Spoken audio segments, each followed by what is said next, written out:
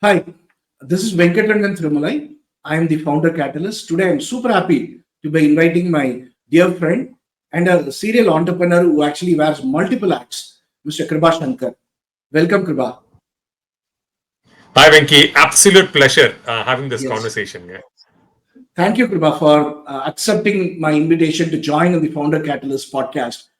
Kiruba is a man who wears multiple hats, and I have great difficulty in shortlisting what should I say and what can I leave about him.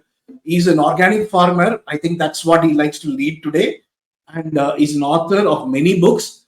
As and in this part of the world, he's one of those people who saw the potential of social media very early, about 20-25 years. He's one of the earliest bloggers. He's a regular speaker, and what I'd like to also see, what I like about him is he builds organizations and he builds institutes. One of the things he's very passionate about was being the founder of Professional Speakers Association of India, a premium speaker association body in India, which has also connections worldwide. That's with Kriba and many of the founding members. And he's a man who runs serial businesses. Currently, I suppose he's running a social media company, a blogging company, web design company, and he's an engineer by profession. So many ads. Thank you so much, Kriba. With those many ads, you're also speaking to us in this podcast. And Yeah, and I'm very excited, especially for this podcast, Venki. I'll tell you why. Um, you know, I love the name Founder Catalyst. mhm. I've always been in the founder space, and it's the most fascinating stories actually comes from founders because they are the outliers. They are the ones who come up with able to understand the problem statement and figure out solutions. So I'm very excited for listening to the next set of guests that you're going to invite. Okay, yes, thank you. Founders, I like the way you introduced founders, because today, at least in the last 10 years of the boom of the internet, mobile, cloud, and social media, founders create companies, create things when they don't exist. And also, as a founder, I also feel founders are a bit crazy. If you're not crazy, you're not a founder. You're going to be taking a 9 to 5 job. So in that connection, I'm super happy. Let's start with this. We are still in January, so I can take the liberty of still having the New Year vibe. So I like to start with, how was your 2023? Did it meet your expectation? Anything unexpected? What did you see? Such a poignant question that you started off. One of the exercises that we did was this workbook called the Year Compass.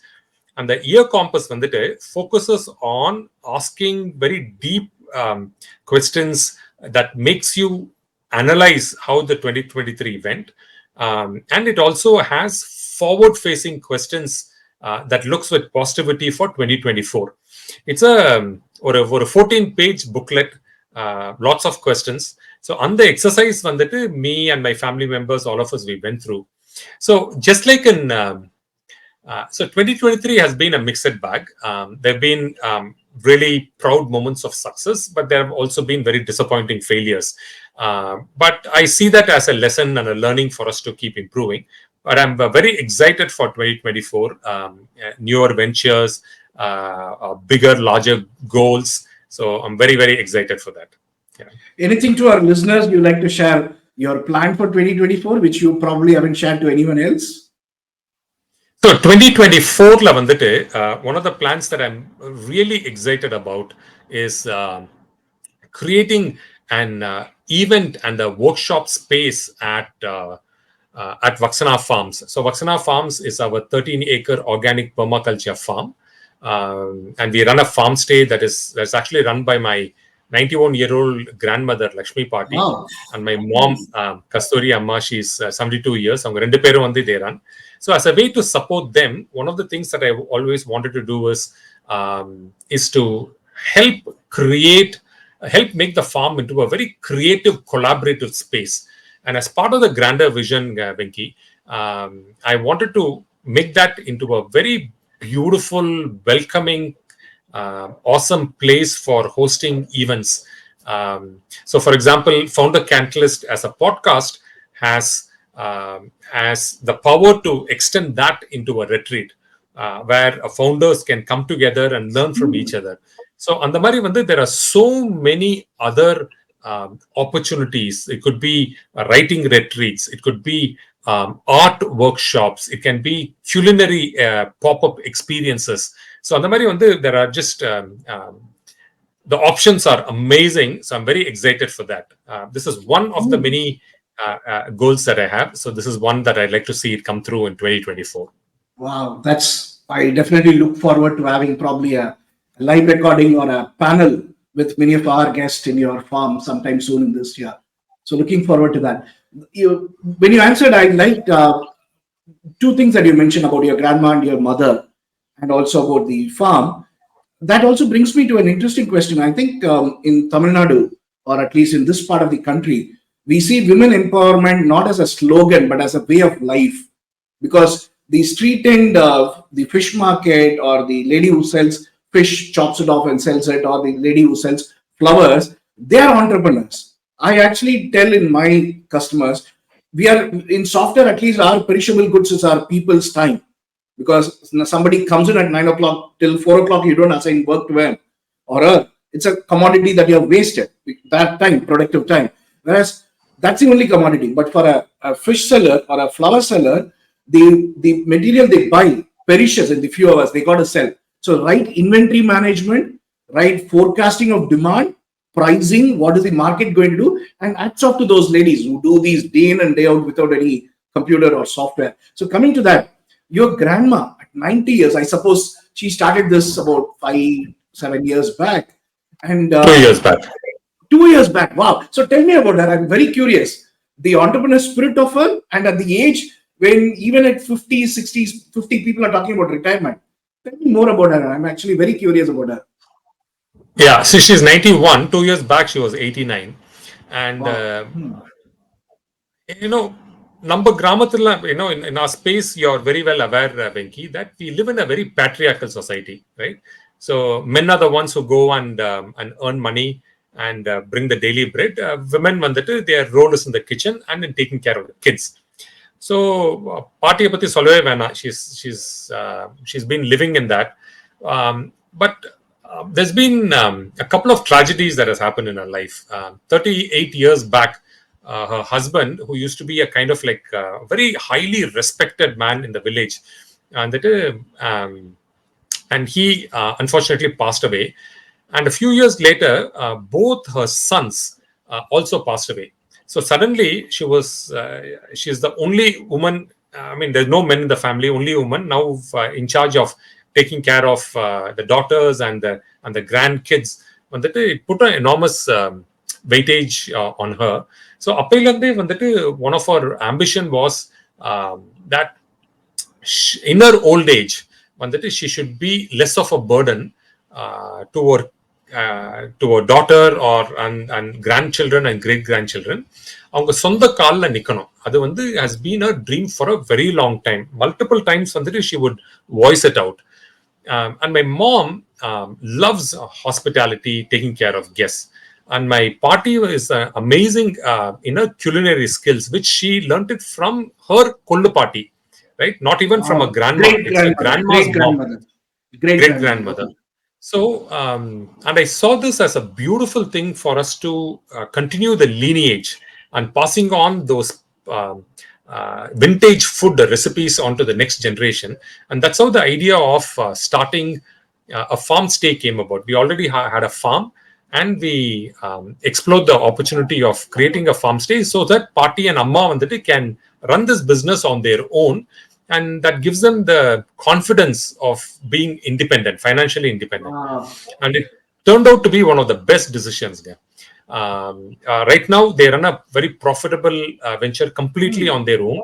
And the interesting thing, Venki, you'd be amazed. See, at 89, you're well into old age, Illingla. And I could sense kind of a vegetative existence for somebody that old. But now she has a real purpose in life. அவங்க சாப்பாடு சாப்பிடறதுக்குனே, for people to just relish her cuisines, people come from abroad, people come flying from Delhi, from Bombay, from Hyderabad, and that suddenly gives her that the purpose of living, right? So it's not just about earning money, but it's also about being purposeful, being useful to others. So in the last 2 years, Venki, I'm actually seeing her age backwards. She's become more active. She's turned back the clock. So it's very interesting. But in this journey, there's something that I want to relate to founders who are listening to this podcast is the importance of storytelling. And I think one of the key reasons for the success of Vaksana Farmstay is because of the uniqueness of the story. That here are two elderly ladies. Here is this mother-daughter duo who was starting something decades after what is considered to be a retirement age. They're doing something because of our lifelong dream of being financially independent. And the story was what actually triggered a lot of interest in media. We've had BBC come and cover. We had National Geographic come and we had Indian Express, Times of India, Hindustan Times. All of them were interested in this story because of the unique hook to it. So I think a lesson that we can derive, that founders who are listening to this podcast can derive out of this, is what is that uniqueness about our business? What is that hook? And how do we tell that story in an engaging manner? It's an important lesson for us. And this is also a time that we should sit back. And if many entrepreneurs want media coverage, it is a very natural feeling for all entrepreneurs to be featured in media, to have a good airtime, and it helps improve their visibility. It also helps improve their credibility as well. So one good lesson I've learned out of this is, instead of focusing on what story I want to say, we should look at for what is it that the journalist is interested in. Correct. So Journalist for me was the customer wants to hear.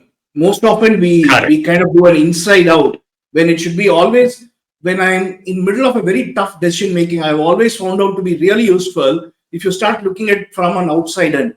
This product, what feature, when my product managers come to me and say, oh, should we add this feature at this cost? I always say, try to look at it from the customer point of view. Does this feature make a difference for them? If you do that outside in, like that's what you're actually telling now. People like to hear the story, an inspirational story. That's what I think your mom and your grandma signifies, inspiration.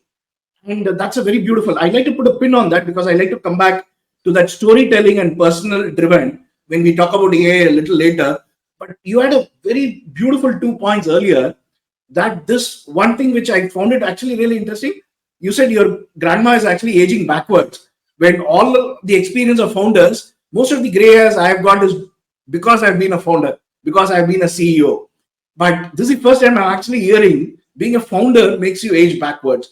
That's because this is something she does it for her passion. Now, 2 things. One, you brought a very important point, that this gave her financial freedom. That's a beautiful point, which I like to. Being founder, being your own entrepreneur actually gives you a financial freedom, which many of us miss out, especially young entrepreneurs. When they start business, they say, I want to raise this, I want to make it a big company, I want to raise crores of rupees, but they miss out this point that actually gives you a financial freedom. So that's a beautiful point. Second, you actually said this is something that she does it out of her passion. And that's, again, we miss out when many of the founders start the business and go after chasing copycats or clones and all that. And this is a unique thing they have done. This is not a farm stays many people have done, but this personalized stay is a very unique thing. So let's switch gears. Being a founder yourself, I'd like to go back into, you started your business just like me. I think you only worked for a couple of years in Sippy and then in Suleka, then started your business. More or less like me, I just worked for a few months in a company before I started my business. I'd like to start with your education. You are an engineer by degree. So I'd like to start from there. Can you walk us through the moment, till the moment you started your business? Sure, Venki. So when I was in my 12th standard, I was very heavily influenced by a friend, my dad's friend, who used to be in the Gulf in Dubai. And they said that, hey, you know what? If your son wants to have a good career, there's a lot of demand for instrumentation engineers in Dubai and in oil refineries around. So it'll be nice for him to do this course. Now, my dad had no clue what instrumentation is. I obviously had no clue at all. All he knew was, oh, idu padicha, நம்ம துபாய்க்கு போலாம். Right? That was a then This is a road to Dubai for you. Stepping stone. This leads to Dubai. Okay. This leads to Dubai. It leads to a better career, better money, and consequently so. So with that intention, you join the course. And one of the greatest mistakes, and this is also a lesson for any person who's listening in, especially parents who have kids, is don't get enamored by money. I think is one of the lessons that from my own experience that I tell my daughters and my people. Because if you chase money, it may or may not work out for you. But if you find out what is it that you like doing and then follow it as a passion, money easily comes by because you enjoy doing, you get better at doing it. So within the first year itself in my engineering, Venki, I realized that instrumentation is not my cup of tea. So the way how I describe instrumentation technology is you take the worst parts of mechanical engineering, you take the worst parts of electrical, take the worst parts of electronics and you combine together and you sprinkle in a lot of your most difficult subjects, and that is instrumentation technology. So it's not something that I really liked at all. I grit my teeth and I saw it through. But exactly 1995 was the year I graduated. And the exact polar opposite happened in 1995 when I graduated out, because that was the year that internet was privatized. And my exposure to the internet absolutely blew my mind out. And I fell head over heels on the power of a technology that can transcend geographies, that gives you the voice to be heard globally. And it turned out to be a phenomenal tool. I remember you talking about internet way back in those VSNL dial-up days. Very excited. You had big media coverage and all because you were the first voices in this part of the world about internet, right? One of the early guys. Yes. I started blogging. I was one of the early bloggers back then. I organized blogging conferences.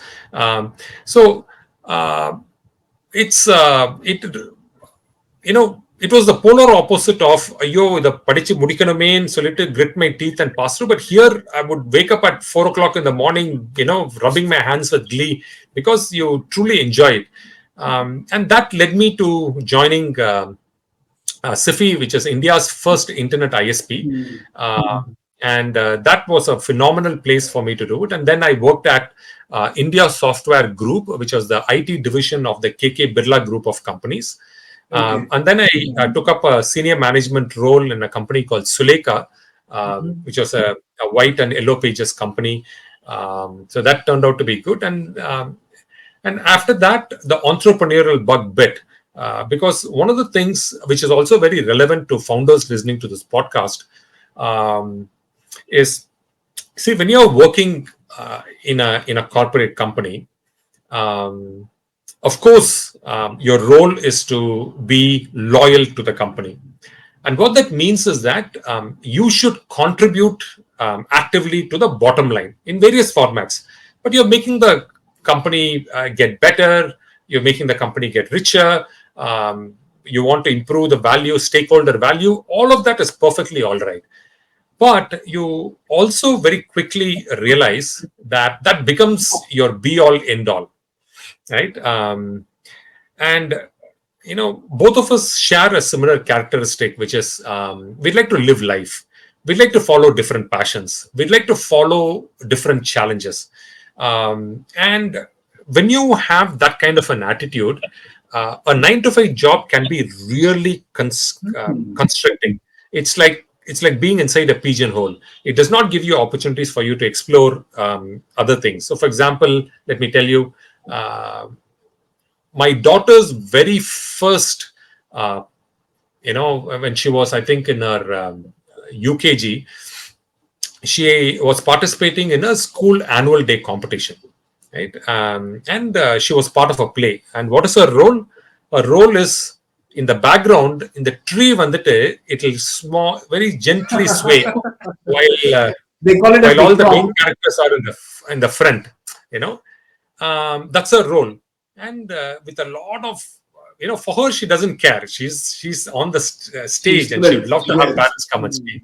But unfortunately, on that very particular evening, the investor who had invested in the company that I was working at had come in for a review. Right now, you know where the priority will go to. How can you go and tell the investor and the CEO and the senior people out there, sorry, I have to go watch my kids play in the school. It was turned down And that immediately. too as a tree. Yeah, That that too, was a 6-year-old kid playing a tree on stage. Okay. Hmm. So for me, I think it was one of the many final straws that made me pull the plug. I can tell you many other incidents. But Both as a of us are founder, professionals. kind of an irony there, but as a founder, you often don't even see your kids because you're always in the office. That's the other side of the story, isn't it? But at least you have control, right? So meaning, even as a founder, I completely agree with you. You tend to work many hours more than an employee. You tend to burn a lot more midnight oil than an employee. Without that, but you are your own boss, Ilingla Venki. So you get to decide when you work and when you can take your own free time, which unfortunately does not happen when you're in a corporate gig. So you're a professional speaker like me, and there were multiple occasions where I could have speaking opportunities. But for every speaking opportunity in another city, you have to go and get permission from the CEO, right? Then it becomes a very tricky thing. So, and the Mari I can tell you dozens of Was there examples a of what. moment when you were a series of events that led you to starting your business, or one fine morning you woke up and said, "I want to start a business"? How did it happen? So there were two things that helped me. So one was in the pressure cooker whistle எப்ப தருவாங்க வரும் when the pressure keeps building up, right? And that's when at So that it's a one gradual particular thing. point Okay. that, yeah, the pressure release. So for me, it is a combination of personal, family oriented versus my inability to go and do multiple other things. So many other things turned out to be that pressure cooker system. The next one, which very interestingly is that I started to moonlight during weekends. There used to be this site called scriptlands.com that helps Okay. you go and take in small projects that you bid for and you take in. So, Like your and there mechanic was. Turks and all that. That's correct. That's correct. So, but I was very loyal. I loved my CEO, one of the best founders, and I worked under. Amazing person. But evening time is my personal time, and my Saturday Sundays are my personal time. So during that time, I would take on doing these projects, and then there became a time where the money that I was earning out of these moonlighting projects. Felt like, hey, my wife and my kids will not go hungry if I lost this job, Hmm. right? Not 9 to 5 job இல்லாம இருந்தாலும் at least பட்னியா இருக்க மாட்டோம், right? It wasn't a big amount, but it You'll be gave able me to the manage your family expenses. You won't. You family won't be on the expenses. streets. It became like a good, like a safety net below. So Got that it. is when that was the decision, right? When my supplementary income gave me the Okay. confidence, that's when I decided to jump the ship. And I had a discussion with my CEO. He was very understanding. He himself did the similar kind of a thing when he was in a job in There, the I'd like US. to ask you a question. You mentioned I don't listen that often to people describing their CEOs they worked under as somebody who they love and a great person. You mentioned that twice, and I could see in your eyes the love and the respect you have for your CEO. Can you describe what quality of him you are able to still remember probably after 20-25 years and making you make that description? Yes, yeah, and this is a good time for me to even name the CEO, because I think Please, please. qualities like these should be really celebrated. So CEO's name is Satya Prabhakar, Satya Prabhakar. and Okay. he runs even now. He's the CEO of a company called Suleka, and yeah, the qualities that you asked for. The first one is there's this Jekyll and Hyde characters, yeah, which is he had this amazing quality of being a tough boss, wanting the best out of you as a professional, not as an employee. So it's a very important distinction that a CEO should learn. So when you look at this as an employee, then you look at this as how do I squeeze the most out of this person for my personal benefit, for my company's benefit, right? That is one. Correct. But the second angle is if you look at this as a professional, then they look at your abilities and your skill sets that you as a professional have amazing qualities for you to showcase, and your talent is untapped, which you should really. So he was that kind of a person where he looked at people as professionals, and he could also see the kind of qualities that the person has, his ability, and encourage that person to push the bar, to break the ceiling, and to work harder. It'll And be difficult to name, but can you name any one example for us to crystallize this idea? yeah, I can tell you this. Yeah. So one of the role was I distinctly remember that this was during the Diwali time, and Okay. in Diwali time is when a lot of advertisements happen, Illingla, because many people have features, and the company Suleka was a yellow pages and a white pages company where we encourage SMEs to come and participate. So at that point in time, one of the things that Satya Prabhakar saw in me was my penchant for speaking, Okay. and communicating. So at that point in time, when he said that, hey, you have this really strong desire to speak. Do you want to now marry your quest for speaking, your passion for speaking, with how Suleka as a brand can benefit? Now, I won't tell you what you need to do. I'm just putting this out there because then I feel that you will really enjoy this part. And that was a trigger, right? Because it made me that I'm the owner of my decision now. So Got now it. what I did was, hey, now can I travel to other cities? Can I look at events that I can speak at where I can become the brand ambassador for Suleka? Can I encourage more smaller businesses, your Fikis of the world, your Sikis of the world, and Andamari or organizations, So SME what you're associations? telling me is, as a founder, probably he was an older professional than you. You were a younger professional when this incident happened. He was not telling you exactly what you have to do, but he was telling you the direction you have to go and making you pave your own road.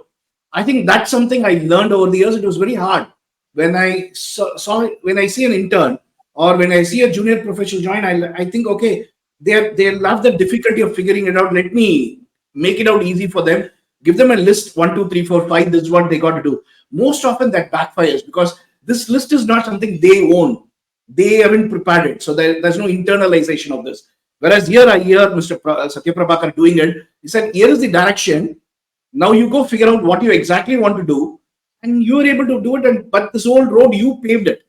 So I suppose you would have done a lot more conviction, passion, interest. Beautiful. That's a great message for many founders and CEOs to take. That, like they say, rather than give a fish to a person, you actually teach him to fish. That old story. I think in a way that's what he has done. So that's very interesting, Kriba, your journey about your first couple of jobs and you talking about your previous CEO and the moment that led you on the financial stability, which you were sure of, that led you on to your starting your business. Now, I'd like to ask you, like any entrepreneur, when you started a business or when you decided to start a business and then you're actually starting it, what were the early difficult days that you went on to, or were they all really pleasant before the unpleasantness came? What were your initial years? The initial years when that was a bit of a culture shock. As you can imagine, we always, as employees, wanted to look forward for the first of every month. Why? Mhm. Because salary gets credited, your money magically appears, in your bank account. You put the ATM card and you can withdraw cash. So எப்பயுமே வந்துட்டு நம்மளுக்கு வந்துட்டு the first 1 week and a month is a very rosy one. You can watch movies, you get to restaurants, and you can splurge money on shopping. It is exactly the polar opposite for an entrepreneur. And the first of every month, பயங்கர கண்டமே. The reason is because now you have to ensure that the salaries are all paid. You have to ensure that your office rent is taken care of. You have to ensure that the electricity bill is taken care of. Your server costs and all of that piles in together in the beginning of the month. So now from one end, you have to move to the polar opposite end. So that takes a little bit of getting used to.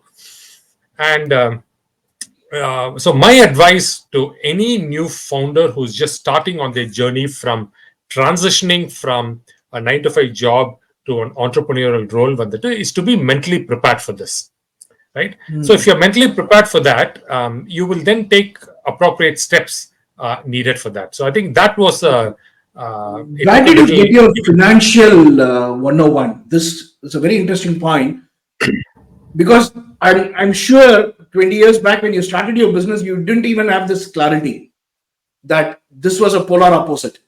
Only by experience, you're able to put it very nicely to us now. So where did you get your finance 101? So through the school of hard knocks, Venki. Okay. But people who are watching this now or want to be entrepreneurs need not have to make mistakes and then learn from it. Like a few years later into my entrepreneurial journey, my aha moment came when I listened to this talk by Mr. C.K. Ranganathan, the founder of Cabin Care. And in one of the talks, he told about this golden rule of 18 months, which is, he's saying that, before you quit your 9-to-5 job and start anything new, any entrepreneurial journey, ensure that you have 18 months of your family's expenses saved up. It's not your business. It's about your family's family living cost for 18 months. Living cost. Okay. That's right. I mean, this also includes every expense, right? Whatever you're spending for 18 for every month, multiply that by 18, and you should have that in your bank account. And the reason why he says that, and this is especially true for entrepreneurs who are getting into products, into SaaS companies, where unlike in services companies, you start seeing money at the end of every month in a services company, but not so in a product company, right? It has a longer gestation period, and the typical gestation period is about 18 months.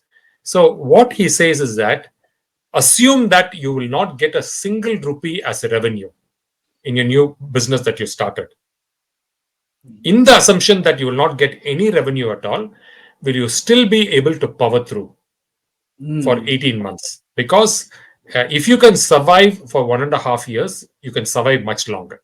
So that was it was like an aha moment for me, and that really paved way. So I started to save up, started to be a little bit more prudent when it came to finances. So that was like a fantastic learning experience for me. And I really want every entrepreneur listening to this podcast to learn from it and also put it into action. Yeah. Okay. Very interesting points, because for me, like you said, the finance 101 for me was also on the job, finding these checks, finding these invoices you got to pay, and bank balances were not there, and then learning it the hard way. But then at some point, I thought back of how my father was running a publishing business for 50 years. He ran his business. It was right in my face, but I didn't take the learning from that.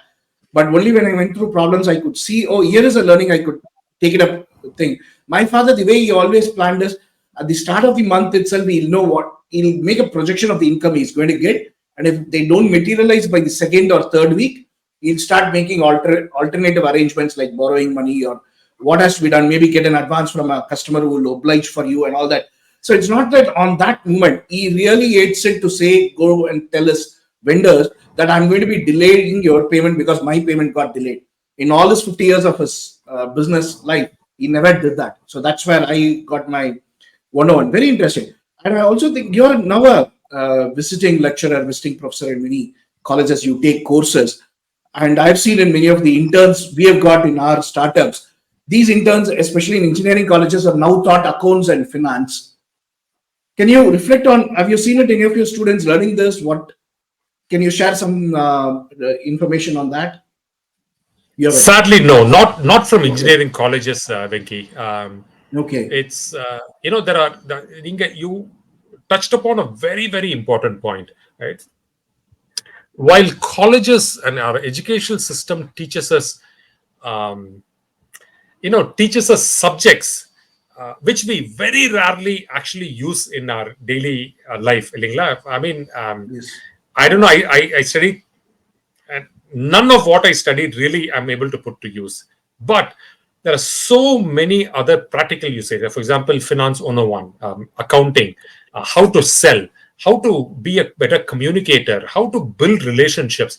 These are all life skills, Venki, which is supremely useful both for professionals and eventually as entrepreneurs. So I think this is something that somebody who's watching this, who's studying in college, I think has to really pick up these life skills, especially your ability to sell. In one of the sessions that I attended, a friend of mine, you would also know him, Dr. Arnagiri Mudaliar. He was taking a workshop on sales for a company which is a which is a traditional company, right? It's one of the largest Coimbatore-based company. They are into machinery, and there were people from different departments who was out there, about some 400 people in the audience. And he asked people, how many of you are into sales? Right? How many of you are salespersons? Raise your hands. And guess who raised their hands? It is that 16 people who are from the department of sales, right? The head of sales and his thing were the only ones who raised their hands. And he said, if this was the case, then your company's future could be in trouble. And he said, every single one of you are actually a salesperson, even without you knowing it, right? You could be in engineering, but you use selling skills as a way to convince that your ideas, your drawings are worth it. If you are in HR, you are actually using your selling skills to recruit persons or to stop a guy from quitting and then making that person rejoin back. So no matter which line of business you are in, you need to have the convincing skills. You need to have your interpersonal skills. You need to have your communication skills. These are all very important about how do you convince your line of thought to be accepted by the other person. So similarly, no matter which, whether the person is doing engineering, whether that person is doing BCom or any kind of thing, I think very early on in life, getting selling skills in addition to the accounting skills and finance skills is super important for any entrepreneur. That's a very good point you made, actually, because in the early days when I started my business many years back, I thought sales is something you actually delegate, you give it to your staff to do it. Very soon I learned it, and it's probably one of my customers who told me, Venkat, you are the master salesman in your organization. People see you as a founder, and if you have co-founders with you, you are the salespeople, whether you like it or not, of your organization. And you also touched on a very good point that you're also the master HR or president of HR, whatever you want to call it, chief HR officer of your company. That is you. People see you and join the organization. People see you, buy from your company. So it's extremely important that every founder, the minute you start deciding that you're starting a company, you are a salesperson. You are selling a vision, selling an idea, selling a concept which didn't exist, and then you're creating it. So it's a very valid point. And you're actually helping many entrepreneurs become master salesmen, master marketers, master presence in social media. That's what your company does. Let's switch gears to the other side, other facade of yourself, which is your facade of being a author. writer. You have written many books and you also encouraged many others, many other entrepreneurs I have known personally. You encourage them to be writing books. So, two-part question. What led you to write your first book and what led you to encourage others to write books? The answer to the first part is when you walk into Higginbotham's and you go and look at the books out there, every book is a frozen thoughts of decades of experience from that person, right? And many of these authors are fairly successful, fairly well versed, and almost impossible for us to really meet up with them. Suddenly, this book opens up a complete vista into their knowledge, into their collective experience, and I think we should give extreme importance to that because it is given to us on a platter at a fraction of a cost of what it would take if you were to be actually mentored by that Living that person life. Okay. or leading that life. You're right. So I think that is super important. And because I started to look up to people who have authored books, um, because they've been able to compile their entire experience for others to benefit. And then I asked myself, hey, if I admire the other person, if I really look up to the other person, why can't I be that person? And what does it take to be that person? What does it take for somebody else to come and treat me the same way how I treat others? So that was like the aha moment, and then it set me on a quest, on a journey to start to author your book. But of course, I went through 9 years of abject failure. But it is that Nine is what years. really 9 years, nine every Wow. single year, Venki. My New Year resolution would be that this year I will write a book, I will become an author, and every Okay. single year without fail, that wasn't struck off. But that led me on a quest to going and interviewing other authors. So one of the books I've done 7 books so far.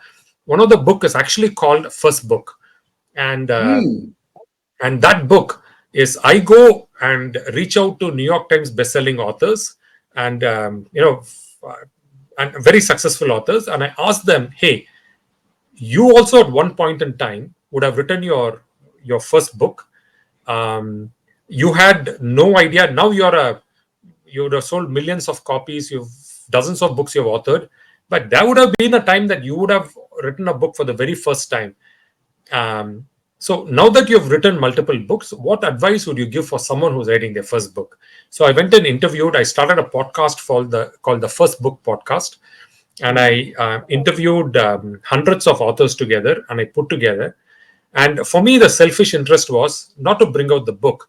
For me, the selfish interest is, can I get lessons from all of Ah, these people and then apply it into action? And I can tell you one of the best decisions I did, because now in 1 month's time, my 8th book is going to be launched.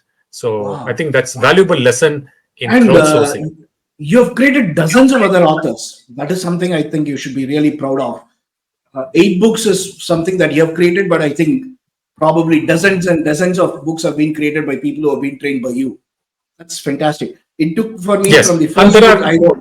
there, Yes. there are 2 lessons even for entrepreneurs and founders out of this experience, Venki. I think it'll be very useful. The first one is that um, the best, if you go and ask one person, um, I am facing this problem, can you give me a solution to this problem? You're unlikely to get an answer. The reason is Okay. because the other person does not see any value for themselves by helping you. Right? Just like Okay. you, there could be hundreds of others who are approaching that successful entrepreneur asking for advice. So you'll have to always think, how can I benefit the other person while I derive benefit from that other person? Right. So that's when the idea came about, that what if I compile a book, and in that book the person's advice will be published, and now the person is able to see value. Oh, okay. So I will now be part of a book. My photo will appear in the book. My profile will be appearing in the book. Okay, now I'm really open to sharing my thoughts to you. Right? I also And that's see a also parallel to what you said earlier about your previous CEO helping you on your career. That writing this book, when you go and ask help from people, it's not about they solving your problem. They actually lead you into that direction by giving you indications on how you are solving it. I kind of see a parallel to these two. Interesting. Please go on. yes. And also, Venki, remember at the beginning of this conversation, I was telling you why I'm very bullish. I'm very excited for the Founder Catalyst podcast. Is because thanks to you, so many other people will be able to derive inspiration and knowledge from the conversations you have with others, Yes. right? And that's amazing. And you being a very engaging conversationalist, you yourself will derive happiness by having these conversations, right? Absolutely. It is such There's a a lot of win-win things. scenario. Every interaction I make, every discussion I have with other founders, I learn a lot of things and how to see different perspective. Okay, we'll have to ask this question now. Every podcast is a compulsory question about the threat and the arrival of artificial intelligence in your business, especially as a social marketer, as a person who's running a social marketing company. How do you see the arrival of first technology? How has it helped for you in the last 2 decades? And then last second part of it, how do you see AI? Where are you Yeah. using it, and where do you see the future? So it's like a three-part Yeah. question. You know, AI, they said AI will kill a lot of careers, right? Okay. It'll replace a lot of careers, and that's the honest truth. One among them, one among them are actually um, digital marketers, social media consultants, and content writers. They all Mhm. fall under the machine gun spraying of Okay. artificial intelligence.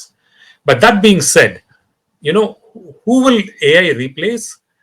AI will actually be replaced by someone who actually uses AI effectively, Hmm. right? So what I've found is while um, artificial intelligence can be seen as a threat, I'm actually seeing a phenomenal opportunity for multiple people to quickly adapt and look at how they can derive help from AI in order to do their work much better, right? Okay. So this is something. Let me give you a small example, right? Mhm. New York Times did a survey. It's a very famous the bucket list survey, saying that what are all the things that you would like to do before you die. Hmm. And one of them was I want to climb Mount Everest, and I want to buy a Ferrari, drive a Ferrari, and I want to become an author. I want to write a book. So in the top five, writing a book Hmm. and becoming an author was one of the goals. Okay, now earlier what could have been an impediment was the ability to just sit down and write, and not everybody has the gift of gab, and not everybody has the patience to run this marathon of being a book author. But now with chat gpt and various other tools upon hand, actually writing chapters and writing blogs or articles becomes so much more easier, right? Hmm. But um, in addition to that, your ability to give the right prompts, your ability to understand your target audience, your ability to understand what is their requirement, use the prompt engineering effectively so that you can bring out an answer that will be of immense value to the customers while getting it done 100 times faster than what you would do if you were to actually write the book. Hmm. How many people would have Interesting. written the book, right? In Interesting. So spite of having tools. you're using it to complement the skills that you have got in your team, so that your productivity improves. What you can do becomes your. It's a multiplication factor for you. It's a scalability thing rather than a threat. Is that how you see it? Exactly. You said it perfectly right. So by looking at how AI can be helpful is actually the best way to approach artificial intelligence in anybody's line of business. You know, people could have multiple ideas, multiple career streams, but the golden question to ask is, what is the advantage I can get from AI, and how can I put it to better use? Yeah. Interesting. See, one of the things, of course, the way I use ChatGPT in my blogs or preparing for this podcast or in various other interactions I do in social media is that I don't let it generate the ideas. The ideas are mine. The content is Yeah. generated by me. I use it to polish my language. I use it to present it better. I used it to validate. Most often, ChatGPT I found it to be personally useful. I am presenting this to a European audience, presenting it to a Southeast Asian audience. Is there something that I've said which could be interpreted differently or in a way that could be offensive, which I don't know without knowing their culture? Those kind of use cases, ChatGPT is godsend. Otherwise, I have to send this to a person who can speak that language, who lives in that country to validate. Now it's able to immediately tell me, oh, Venkat, this could be interpreted in this way. Can you change it? So I'm more using it as a sounding board, as a buddy, which is what you're saying. Now I'd like to go back a bit and connect these two, which you said at the start of this discussion of your grandma, your mom telling stories about this Vaksana farm that you have got, which is what you're now, I think, coming at AI and saying AI can generate the content, AI can do this, but it's not going to tell you the story. It's not going to do the personalization. Is that how to look at these two extremes of storytelling and AI? Beautiful. You're right. There is something very unique about you. Only you can bring to the table your Okay. experiences, your reflections, your real life scenarios that you went through, and then use AI as a powerful companion, a powerful tool, and mix both. So this way, there's nobody who can replicate you or your knowledge, right? I think that's the power. I think the most important amongst this, like you rightly said, Venki, that storytelling element has to be there in almost every line of business, right? Whether it's products, And it's whether a it is your personalized story, right? If I were to take the liberty of rephrasing it, it's a personalized story that you're talking about, not that's not a right. general story, not a folk tale that you pick up from a book and tell. It's about your personal experience. That's right. That's right. Got it. Like they say, when you interview people, one of the things you want them to really open up is for you to share something personal about you, something that you don't share or you feel a bit embarrassed to share.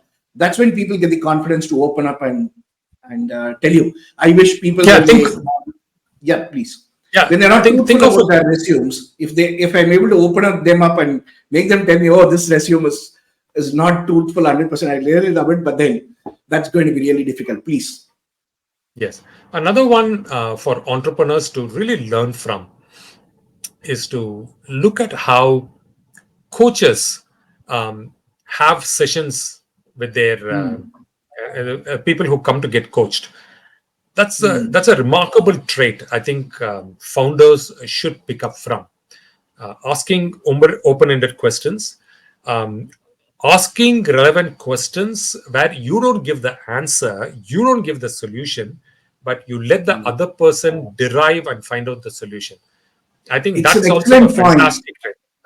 See, probably I think looking back in my experience, in the first many years, I think first 7, 8 years of my entrepreneurial journey, I would have been close to the idea of hearing a question from from an experienced person. I would have closed. It's probably the youthful rigor or the energy that you have got as an young entrepreneur. You think anybody questioning doesn't know about your business, about your problem. You kind of put a shield in front of you. Whereas as you grow, as you get experience in the journey, you think those questions are really, really useful. There were some of the questions that people I look up to, my mentors, who I should have gone and approached them a lot earlier in my business. When I approached them, the questions they put on really changed the course of my own whole career and business. Is a fantastic point. Now, I'd like to ask the last question that I'd like to ask many of the other people who are coming on this podcast is what do you think about organic, inorganic growth as an entrepreneur?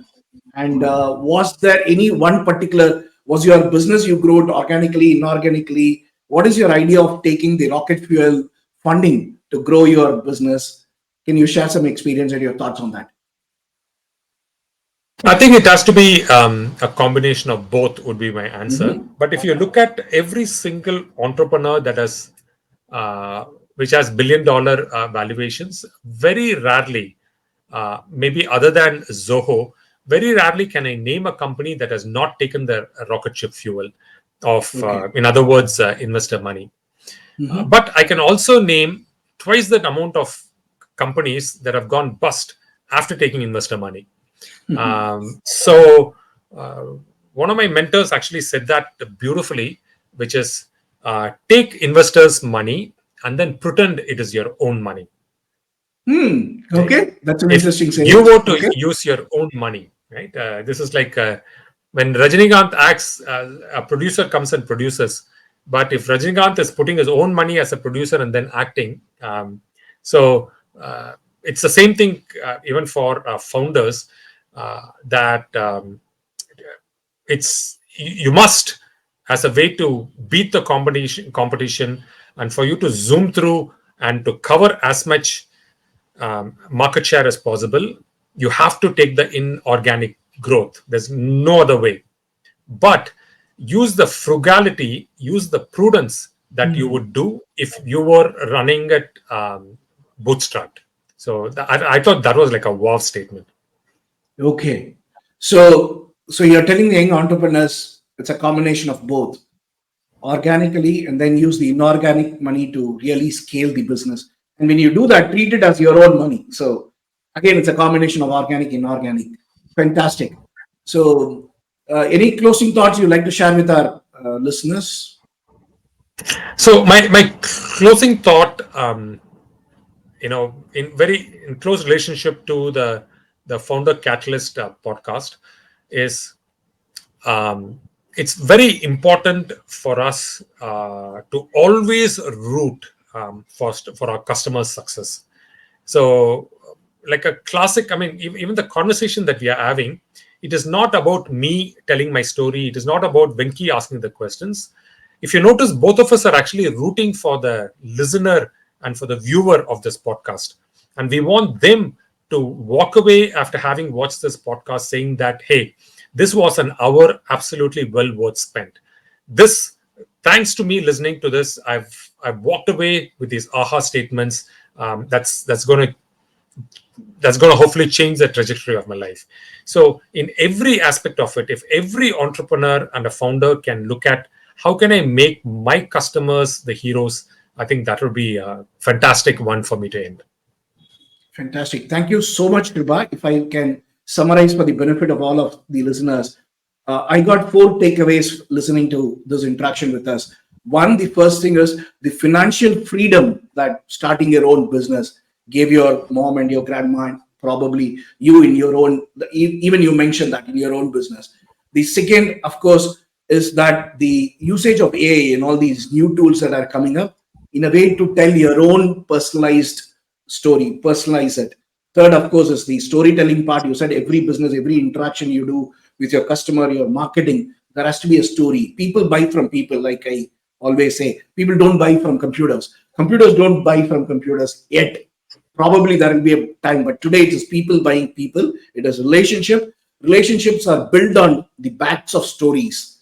So that's the third thing. The last thing, of course, you talked about is writing a book, the power of a book, which most often we now today miss out in this today's social media world, where we write fleeting posts, which goes away in next 24 hours. The staying power of a book, which I really, really like, because that's something personal to me, because my grandfather started a publishing business 100 years back. So I grew up and out of books. So fantastic. Thank you so much, Kiruba, for sharing this and spending 1 hour with us on a busy work day. Thank you. Thank you. Absolutely enjoyed this conversation. Thank you so much. Thank you.